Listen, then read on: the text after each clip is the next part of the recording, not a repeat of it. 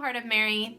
1 Peter chapter 5 verse 7 says, "Cast all your worries on God because He cares for you."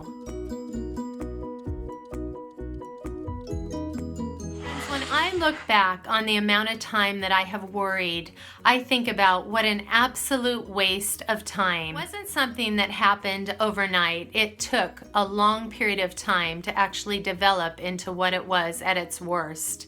I wasted minute after minute after minute thinking that if I worried about a situation, then somehow the situation wouldn't happen. Time worrying, somehow the bottom would never fall out. Thank God we grow older and wiser, and thank God we can come into an understanding of these things that plague our hearts and our thoughts with such wasted time. I remember looking at this rocking chair years ago, and I asked my friend who had it in her house. She said, "Yeah, that's my grandma's rocking chair." And on the right arm of the rocking chair, it was all worn away. And I said, "What happened here?" And she said, "Oh, my grandma sat and she worried day after day after day." To see that physical item and how it broke down with worry just broke my heart. In this situation, for me, knowledge is truly power. And I came across this great book. It was really cheap, sitting at the end of the aisle as I was going up to purchase something else, and it's called An Attitude of Gratitude. And this is what caught my eye, and this is where I thought it's so perfect because we're getting ready to just kind of push into fall. We've got our month of thankfulness coming up as that great reminder. But this just says that gratitude eradicates worry. You cannot be grateful and unhappy at the same time. And it says, if worrying were a paying job, I would be a rich woman. Somehow during my childhood, I got the idea that worrying could actually stave off future disaster. And as I entered adulthood, I became convinced that if I were to stop worrying, took my eye off the ball, as it were, that something dreadful would happen. If I worried enough about my parents' safety, nothing would happen to them. If I worried enough about my stepson's health, he wouldn't get sick. There was no room in my heart for happiness because worry took up all that space. Indeed, I was convinced that if I were too happy, it would somehow hex the situation. If I got too happy about love, for example, I wouldn't worry sufficiently, and therefore, it would be taken away from me.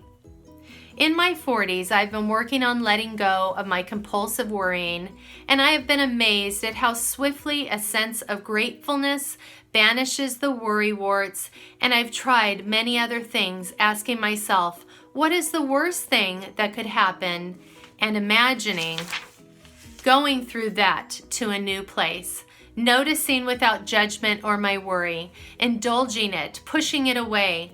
None of these things have been as effective as tapping into my sense of appreciation in this moment for what I have to do.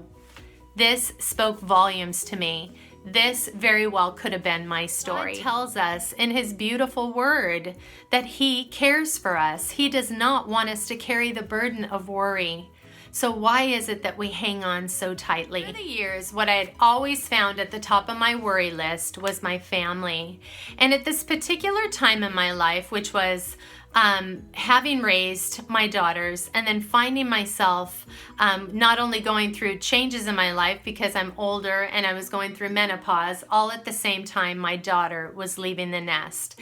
And she didn't just leave the nest and drive 2 blocks away. She left the nest and she studied for a year in Germany. And that wreaked havoc on my heart. Through my daughter's year in Germany, we visited her for a week, and we were blessed to be with her over Easter and all those lovely holy celebrations. But what was so hard was not only leaving her there again in this foreign country, but this could actually end up being a sitcom. We moved her into a German Hofbrau above into a small apartment.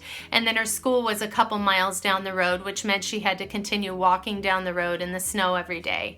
And any phone conversations were difficult at that time because of the Wi-Fi. It just wasn't that good. So I literally left my my daughter there.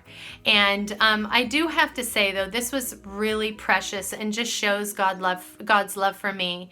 We were at the airport. We were getting ready to come home. She was there with us. It was 4 o'clock in the morning. And saying goodbye was already breaking my heart. I had been crying already for a whole day. And you can tell that it's emotional for me. But I actually turned around and I saw behind me her German family who had hosted her for the first 6 weeks of her stay there in Germany. And she ran into her host mother's arms, and I knew I could leave with that peace. I wish that could have been enough, but it wasn't. I came home, dove right back into work, and by the evening I was having a panic attack, and that continued this path of worry for me. But again, as I say, as I'm older, I've become wiser, and I'm finding ways to manage it and relying on God and knowing that He cares for me, just like the scripture said. Don't worry, He cares for me, is something that I've come to believe with all my heart. So here's one more thing I want to leave with you. Gratitude. Gratitude unlocks the fullness of life. It turns what we have into enough and more. It turns denial into acceptance, chaos to order, confusion to clarity. It can turn a meal into a feast, a house into a home, a stranger into a friend. Gratitude makes sense of our past, brings peace for today, and creates a vision for tomorrow. And I want to leave you with this. So I had called a friend who is just this amazing prayer warrior, and I said, okay, how do I do this with family? What do I do to find peace in letting go? And she reminded me of the absolute preciousness of consecration, and how when I consecrate my family to Jesus through Mary, how that will 100% lift my worry. And that's what I do, friends. If I find myself worrying or overthinking something within my family, I say, my Queen and my Mother, I consecrate myself to you this day. I give you my eyes, my ears, my heart, my whole being without reserve. Guide me, keep me as your own.